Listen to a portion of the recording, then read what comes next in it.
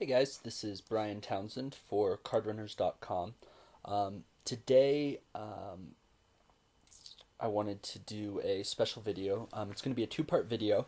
For the first part, I'm just going to talk about some poker theory, which I'll get to in a sec. For the second part, I have a 10-20 deep table on the left and a 25-50 deep table on the right. And the 10-20 deep table breaks, and I go and play a 40-80 deep table. But first, I wanted to start off. Some people had been asking me, kind of like, how do I go about learning new games, or just kind of how do I think about poker in general. So I wanted to take a moment and talk about this. I realize for some of you guys, this won't be a thing that you're very interested in, but I do think it's very important and can be very, very helpful. Particularly for, if you've never played another game, let's just say all you play is No Limit Hold'em. That's like your bread and butter, and that's all you want to play. Well, eventually there's going to come a time where you're going to be forced to play something else just because games aren't as good or whatever. There's a ton of reasons for learning new games, and I really recommend everybody doing it. In my poker career, I started off playing Limit Hold'em, and then I played some quite a bit of No Limit Hold'em for years, and worked my way up to 5100 No Limit Hold'em, where I was playing a lot of No Limit Hold'em at the time.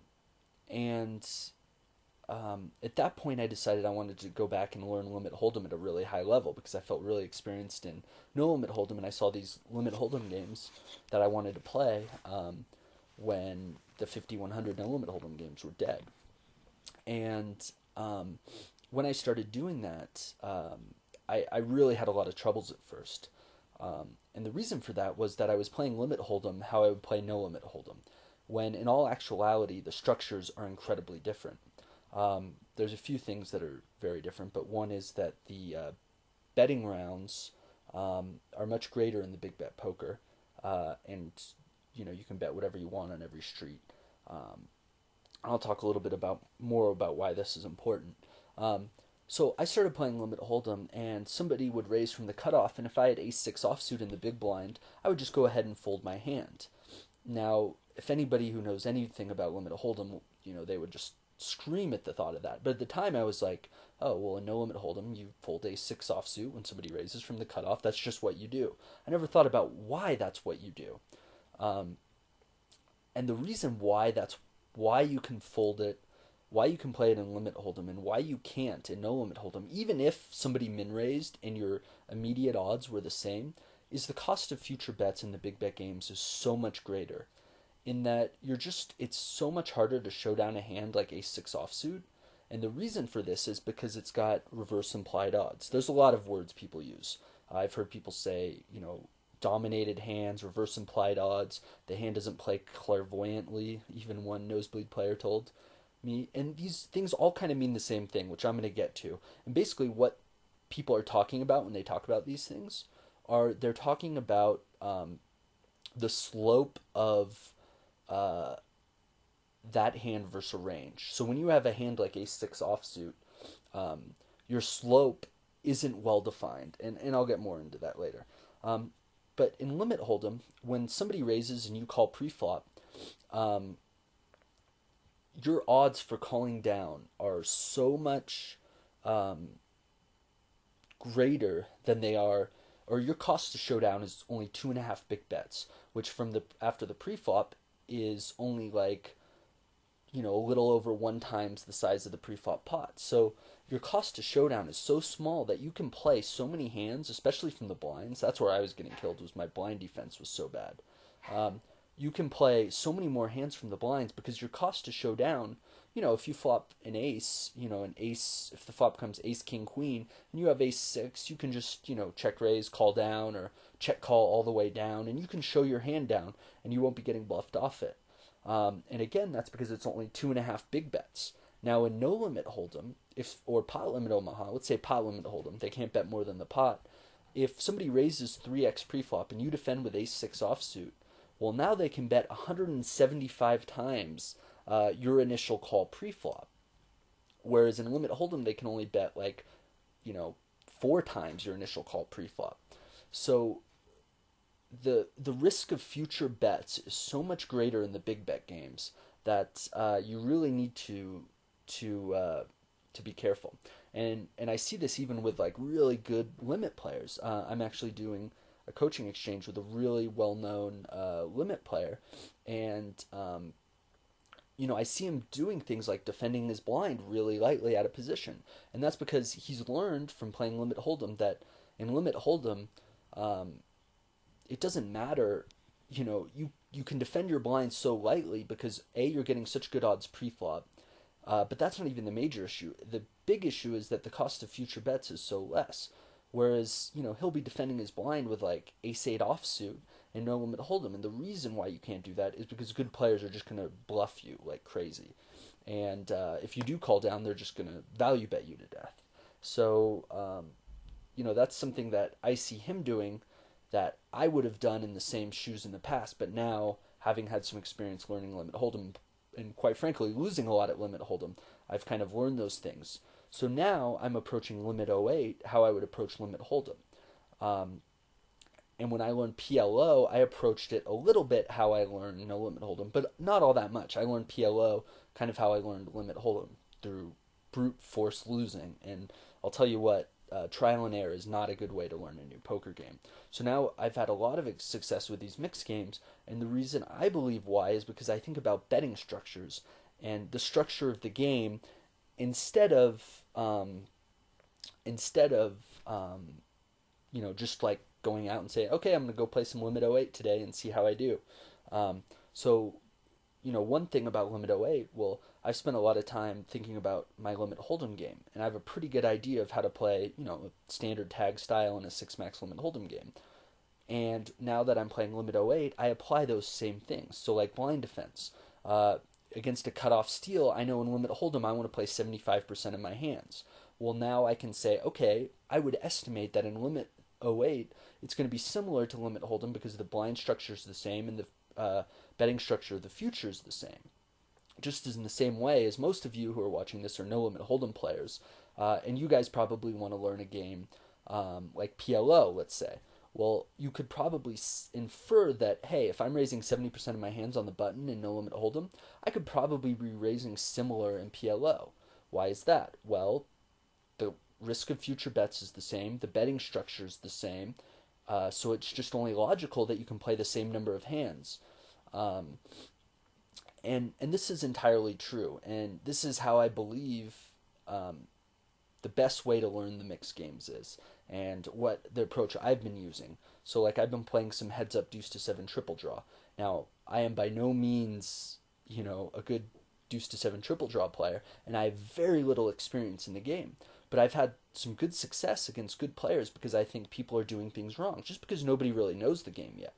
And I think that, I'm doing things that nobody else is doing, like defending and drawing 4 or raising and drawing 4. And nobody's doing that. And the reason why I think it's right is because I know in heads up limit hold'em, you want to play 85% of your hands from the small blind, and you want to play like 93% of your hands from the big blind. Well, to reach this, you need to be raising those 4-card draws and deuce to 7. Now, I had a big debate with this about CTS, and he actually disagreed because he felt in the draw games, the information you gave away by your hand made it harder to show down, so your win to showdown will be a little bit lower in the draw games, which I can agree with to some degree since you are giving information away. But if it was, say, limit 08, I would guess that the limit 08 preflop strategy for heads up and 6-max is nearly identical to optimum of limit hold'em. So anyway, getting into some examples of the things I've been talking about and the playability of hands, because this is a really, really important concept, I think. And, it's too simplistic to say, okay, I guess the question I want to answer is, why in limit hold'em when the cutoff raises, do you defend ace-6 offsuit? Like, no-brainer.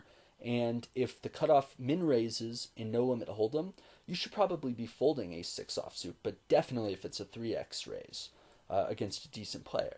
And now the reason for this is because the risk of future bets, again, is so much greater. Now, what I'm talking about here is the playability of a hand. And there's a million other words. There's reverse implied odds. There's all these terms people use that are, at the end of the day, the exact same thing. Now, what does that mean? Well, that means that your graph function of your hand versus a range goes to infinity at some point. And the more of these long inflection points that you learn in calculus, these are called inflection points, and that's just basically a fancy word for saying when the slope goes to infinity or when you have a really, really steep slope. At these points, well, actually, never mind, inflection points are second derivative, but basically at the points where your slope goes to infinity, you are having huge changes. What this means is when your slope goes to infinity, you're having huge changes in your equity versus a hand over a very small percentage of flops. So what this graph shows us here is that 17,000 flops were dealt, every possible flop, of pocket threes versus pocket aces. Now on 10% of the flops, pocket threes has 90% of the equity. On 80% of the flops, between 10 and 90, roughly pocket threes has 10% equity, and that's to hit a set on the turn or river. And in the last 10% of flops, the aces is flopped a set of aces, and you only got a gutter or running something to boat up, or running quads. So you're drawing very, very slim and have very little equity. Here you can see you have like 2 or 3% equity, maybe a running flush or something. So why this graph is so important is because it shows you the playability of pocket threes versus aces. And you actually want these types of huge slopes, because in big bet games, knowing that you have a lot of equity lets you play your hand so much better and lets you win so many more bets off your opponents. So this is why these small pocket pairs are so valuable and why they rank in such a high percentile of hands, is because on 10% of the flops, you know you've just got a ton of equity. On the remaining 90% of flops, you know you have almost no equity and you should be bluffing on those flops. So again, when your slope of your graph function goes to infinity, that's a very good thing. Again, because it shows you the playability of your hand. And all it means is that you're going from a point of high equity to low equity over a very short number of flops. And that, again, is a good thing.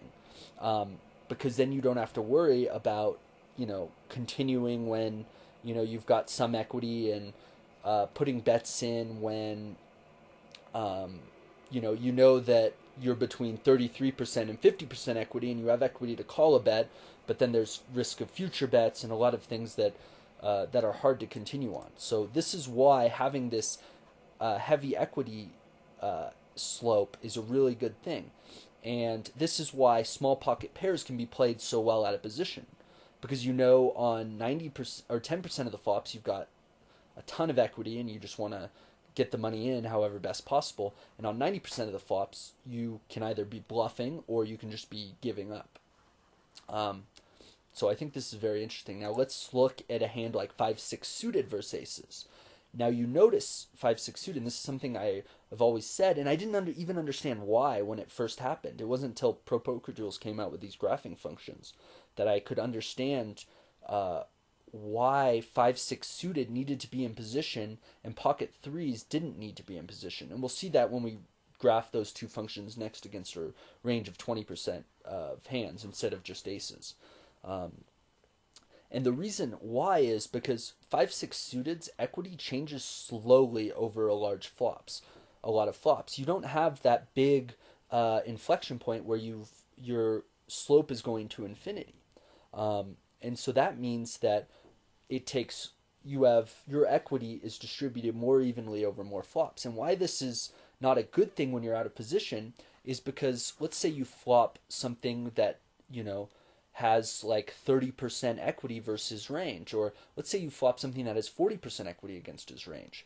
Well, if he bets, you can check call if he bets, but then you're out of position and you're allowing him to give free cards and to bet the turn, costing you more future bets, which is really hard to model. So that's why a hand like 5-6 suited requires position, whereas small pocket pairs, although it's nice to have position, don't necessarily require position as much.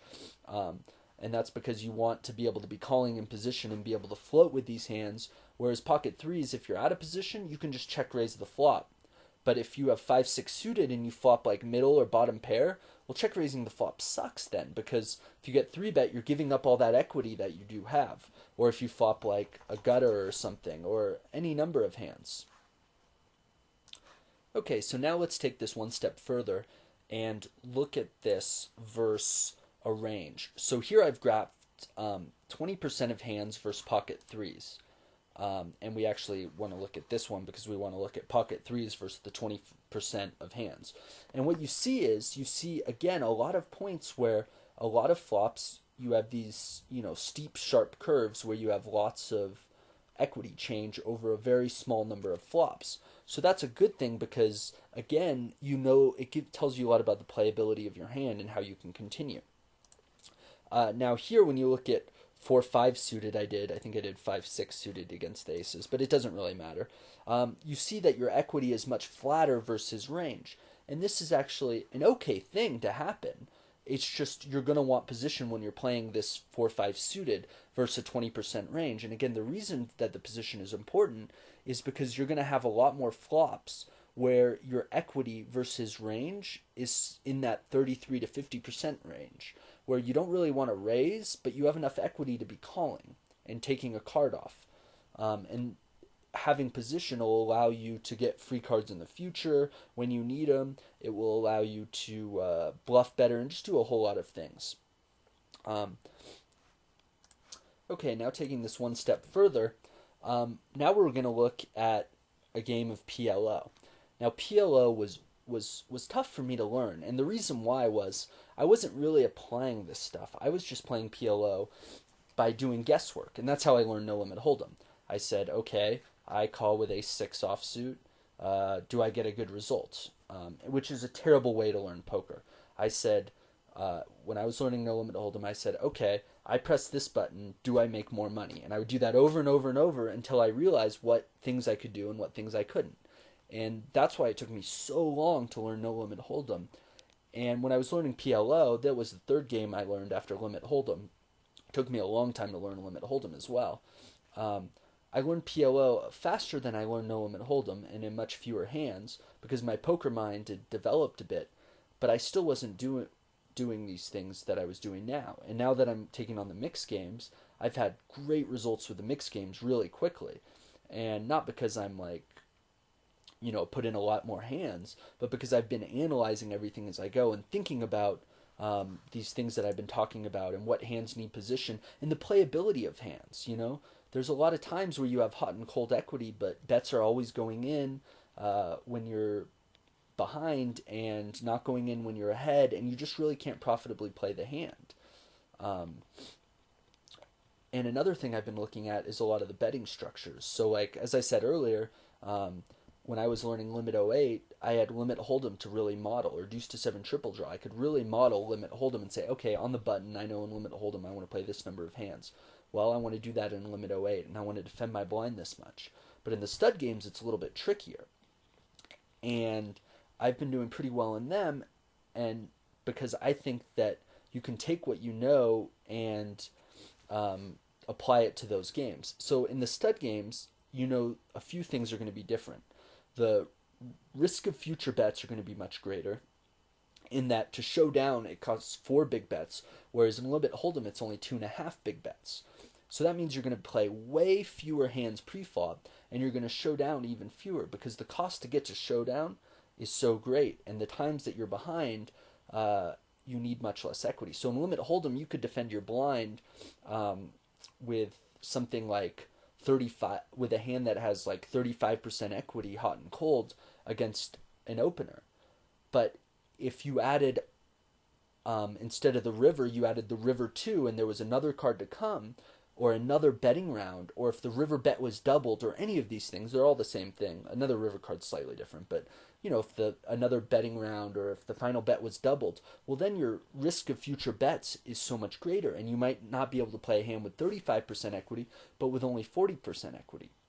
So those are the things that I think about when learning stud, particularly heads up. I think, okay, well, I know the cost of future bets is so much greater, so I have to play so many fewer hands in the stud games.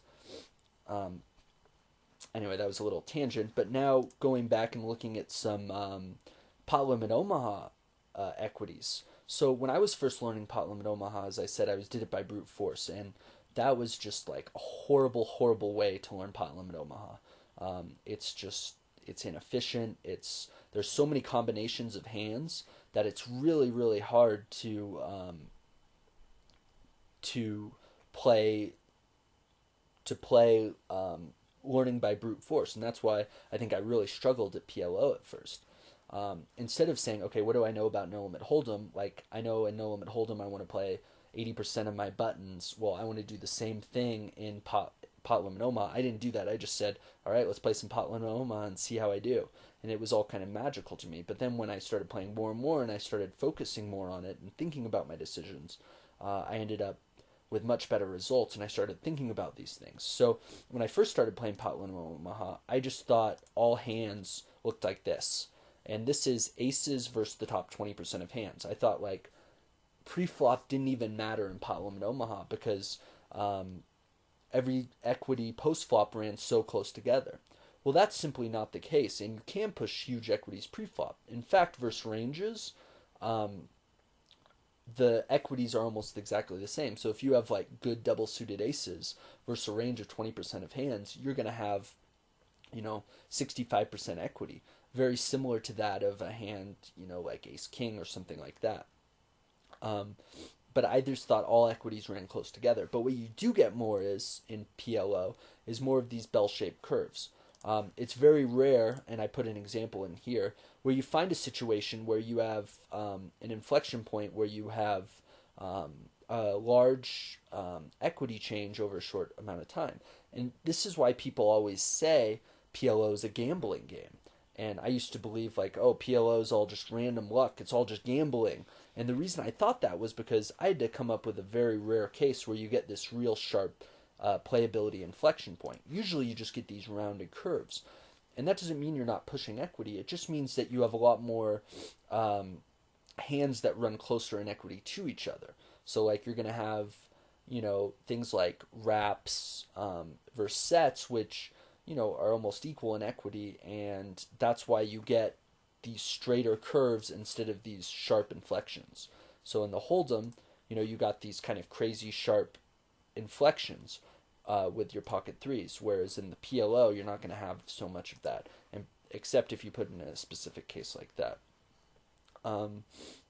So I hope this little bit wasn't too long and kind of rambling on, but I think this stuff's really important, and learning how to learn is so important because one thing I've noticed is particularly at the nosebleed games, the games always change. It used to be people would play no limit hold'em, but people got too good at no limit hold'em, and people didn't want to keep losing to other people at no limit hold'em, so people started playing PLO. Well, PLO isn't even played in the nosebleed as much as it was a few years ago, and that's because there's some people who are getting really, really good in playing PLO almost nearly optimum. And now the big games are moving to the mixed games. So what's far more important is learning the structures of the games and learning to think about how you should play the game, so that if a new game comes up, you're going to have good strategies on how to play it. So when, 6-card PLO appears, you can say, okay, what are the top, 80% of hands? I know I want to raise those on the button. I know I want to do this, this, and this. So you have a really good framework with which to base your strategies on, because there's not going to be like educational material on it. And that's when games are most profitable, is when people have no idea what they're doing and you can really come up with good strategies in them. And that's why I think the mixed games are really the future, is because people have lost too much at PLO recently, and people don't like to lose at something forever. So I hope you guys enjoyed this little intro thing. Give me your feedback, and because I would love to hear it. And yeah, let me know. So here, okay, so getting started in the video. Sorry about some of the discontinuities. I was, wanted to get to a good spot in the video. So here on the left, Irock Hose, who is a well-known player, excuse me, CardRunners instructor, raises from the small blind. I have a pretty standard flat with King 10 offsuit, and he makes a half-pot bet on the Ace-8 flop, and I have a very easy call there.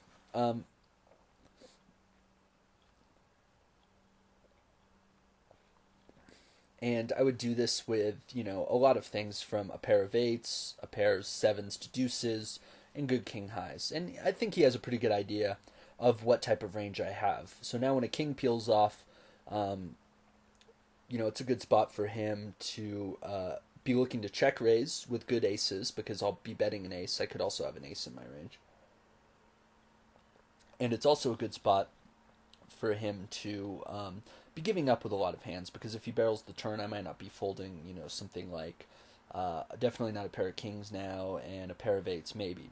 And here he goes and bets small on the river, trying probably to represent a hand like I had, a king, to bluff me off an eight, which I think is totally a reasonable play and, very good one. Here on the right, I get led into by Bullet Toss, who's a very, very good high limit, no limit hold'em player. And on the left, I flat with King Queen offsuit. I could re-raise, but with these stacks, I feel like King Queen plays better to a flat. And I flop a gutter, and I think this is a great spot just to check call because I want to represent a lot of aces that I have in my range. And I'm not really raising this flop with that many hands this deep against him. Here on the turn, a 4 straight comes. It's just really hard for him to have a worse hand, except a pure bluff, so I opt just to go ahead and fold the turn. It's just a tough spot against a good player, and there's just not too many, there's King Queen, I guess, or, some weird hand like that he's value betting, but, for the most part, I think I'm drawing pretty slim against his range. And now here on the left-hand table, I place a bet. I don't think I have to, but I figure, it's worth trying to bluff him off something like a small pair or, maybe river to pair of eights or whatever may have you. And I can represent a pair of aces so well there that I really like the check call there.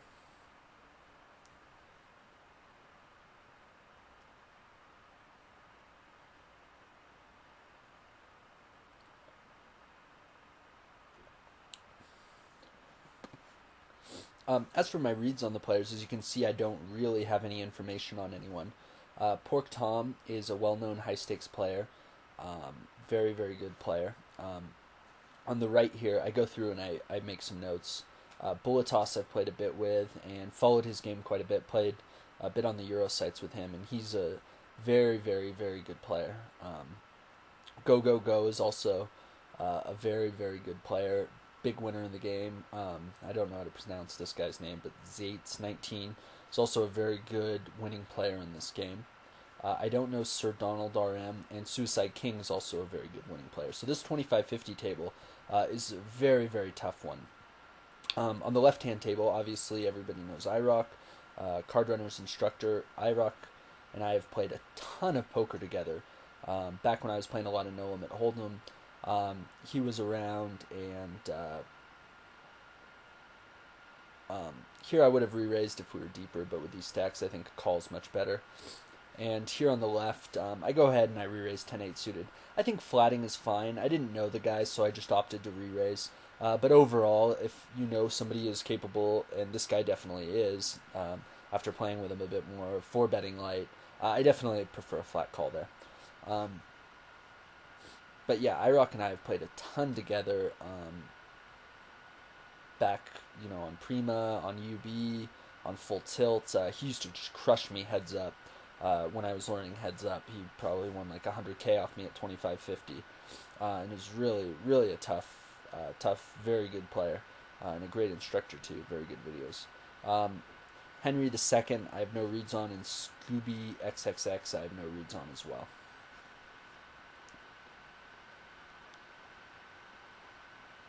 Here with 9-10 suited, I don't really think it's worth doing anything other than flatting.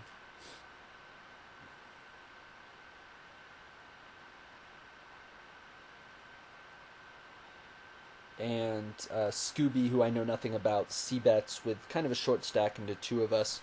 I don't really see much merit, excuse me, for raising. There's just no reason to turn my hand into, I just don't see too many worse hands that are going to be calling. Here, after I river a straight, I think very easy value bet. I don't really see any reason for check raising, although my range is really strong. on this board. I mean, I'm pretty much going to have 2-pair a lot of the time. But this would be a spot where I'd turn like a pair of 3s or a pair of 7s into a bluff. So I went ahead and put in a value bet on the river.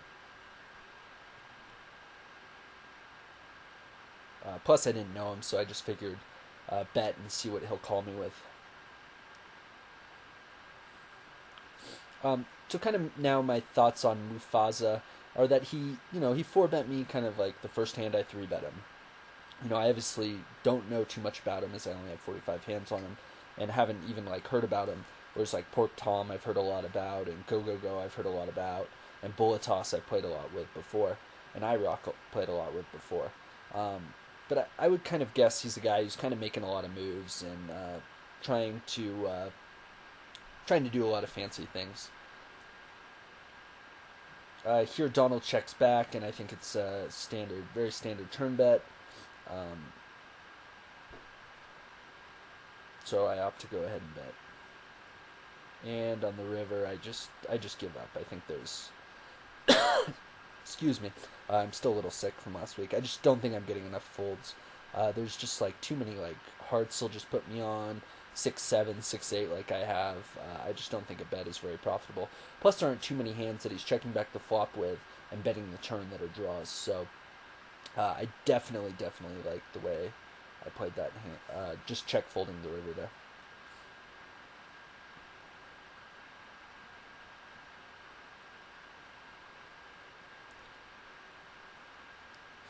Here on this left-hand table, I didn't really know much about Henry II, but later on I found out he's very aggressive.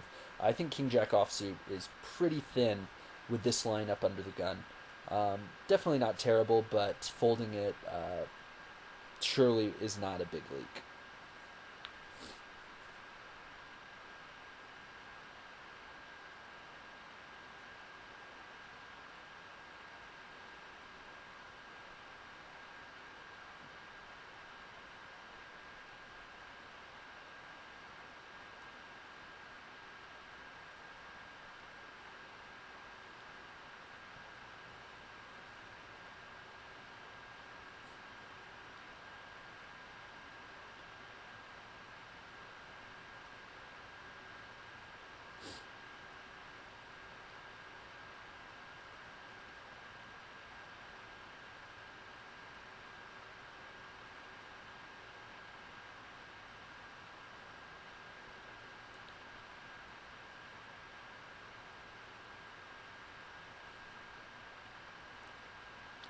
Against iRock there, he's just too good to even consider trying to play something like Jack 9 offsuit. Against weaker players, you could probably flat something like Jack 10 offsuit, but he's just way too good to even flat that. I think the bottom of my range there would have to be something like King Jack, or Jack 10, or Queen 10 off would be real close against him. So here on the left, I have a very good hand, and Mufasa open raises, and he will. I don't really see any reason to slow play a guy like this. I kind of just feel like he's the type who just isn't going to want to fold a hand to me. Just and no real reason. Just I find people who I don't know much about who start off just 4-betting me right away. They're just very inclined to like make moves and sorry about that, and make bluffs and things. So I didn't really see any reason to flat call and try to let Henry or Zait's 19 squeeze. Just don't really see much value in it. And here I get a great flop. Very, very happy to get stacks in. I do have a pretty wide range here this deep against early position raiser. And I would be c-betting my entire range on this board, obviously, as it's a very, very, very dry board. So I go ahead and bet 320, and basically what I want to do here is be able to bet all 3 streets to get the stacks in. And now here this 9 turn it's kind of an interesting one, in that there is some merit to trying to pot control here. Against some players, I would, because really, a lot of players might even fold 10s here, and really only call a turn bet with queens and jacks, and then may even fold the river as well. So against a lot of players here, I might check back and just try to put one bet in on the river. And also, the times where he has pocket fives, deuces, pocket nines, ace nine, 9-10 suited, this deep he might call with. Lots of things like that that I avoid getting stacks in with. And a lot of times I'm just giving up, so if he does have a float, I want to extract value from that. So against a lot of players here, I would check this turn. But against this guy who, I didn't know a whole lot about, but just the fact that he had 4-bet me early on, I just felt like that a bet line would get called by a wider range. Whereas against a lot of people, they would go ahead and fold something here as strong as tens through queens. Probably not here, but they might call and then fold the river. And definitely fold something like threes, fours, sixes, eights, eights, sevens, eights. And I do have a really wide range here, so because of all those reasons, I opted to go for all three streets of value. But again, this isn't a spot where I would always bet the turn. I might check the turn some portion of the time, and then here on the river, I've just set up an easy shove, and he actually snap called me pretty quickly. I was actually worried I was beat when he did call so quickly, but as you can tell, he just really didn't give me a whole lot of credit. He called me with pocket tens. And although I don't think it's a horrible call, just because my range is really wide, the fact that my range is wide coupled with me barreling three streets just makes it pretty hard. It's going to be a rare spot, I think, where I'm trying to bluff him there in that scenario. But, obviously he won't know that. And, definitely not like an unreasonable call by him, I guess.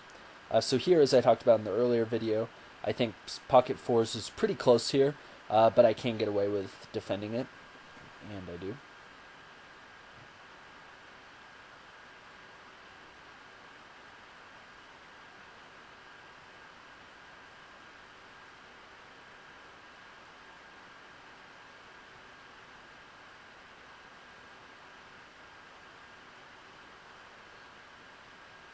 On the right, go opens under the gun, and ace jack offsuit versus another gun raise just isn't doing that well.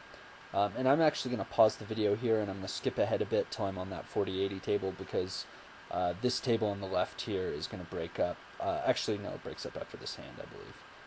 I thought there was another round. Actually, no, it doesn't. I'm going to skip ahead real quick. Okay, so I've skipped ahead a little bit, and now we have a 40-80 deep table on the left and a 25-50 table on the right. As I said earlier, Bolitos is a very, very good player. NASCAR 1949 is also an excellent player, though I've never played with him. But I've heard a lot about him, and he has very good results, so he's a very, very good player. Larghetto is also a reg.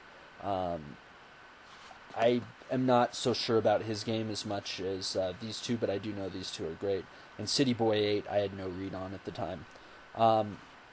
Here this deep, I think betting the flop is definitely the way to go.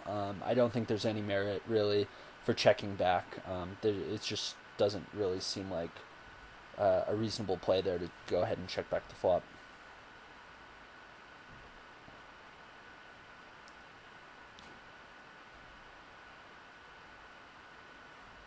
And here, after turning the straight, I think it's a pretty interesting spot in that, against some people, I think it's actually reasonable to check back here and raise the river. And the reason for that is they're going to have a lot of weak pairs that they can't continue against. But against a guy like NASCAR, who at the time we had never played together, I thought this would be a really good spot to bet, because in his eyes, my range is going to be really polarized to things like draws, air, or something random with a 4 that I raised the cutoff from, and something like 9-8 or something. So I thought this was a really great spot to go ahead and put in a bet, just because it looks really bluffy. If we had maybe a little bit more history or something like that, I think this is also a great spot to check back and then go for a river raise, because it makes you much, much harder to play against, and it allows him to and it allows him to think like some of his two pair is a good hand and go ahead and value bet it on the river and then just get confused when you raise and things like that. So there, I do think checking back the turn is definitely a viable option and one that I would definitely do if I was playing regularly with a guy like NASCAR 1949. Though I was hoping in this initial spot, as I said before, that he would put me on a marginal, put me on a lot of air type hands because I'd be barreling that turn a lot and call me down a little bit lighter.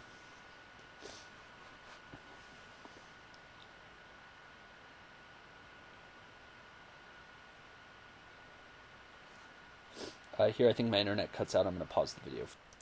Okay, I skipped ahead a bit, and there's actually just one more hand on the left-hand table here that I want to show you guys. I think it's a pretty interesting hand, and one that I could have played in quite a few different ways.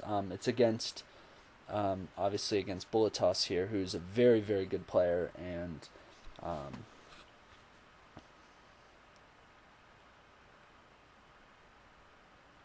so he opens from middle position, and I flat with ace-jack suited, which I think is, perfectly, I think re-raising with these stack sizes isn't great just because getting 4-bet is such a disaster. And he c-bets, and I think raising here is definitely a viable option. But with position, I opt just to flat. I think this actually lets me represent a lot more hands than raising does. I can represent a lot of, like, if I flatted with ace-queen off, king-queen, ace-10, just a lot of different hands that I can go ahead and flat with. So I definitely like just flatting the flop. Now on the turn, again, there is some merit to be raising, but I do think flatting is best in that if he checks the river, I can go ahead and put in a lot of bets with things like king-queen and try to rep a hand like king-queen, ace-queen, and those types of hands. So I do like flatting there best. And now on the river, he goes ahead and checks, and obviously with the nuts I have a very, very easy value bet. And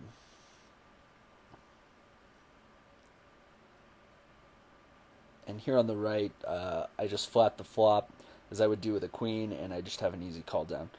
So here on the right, left, I go ahead and make a very easy value bet, and he ends up calling pretty quickly here with pocket queens, and I think this is a really, really good play by him.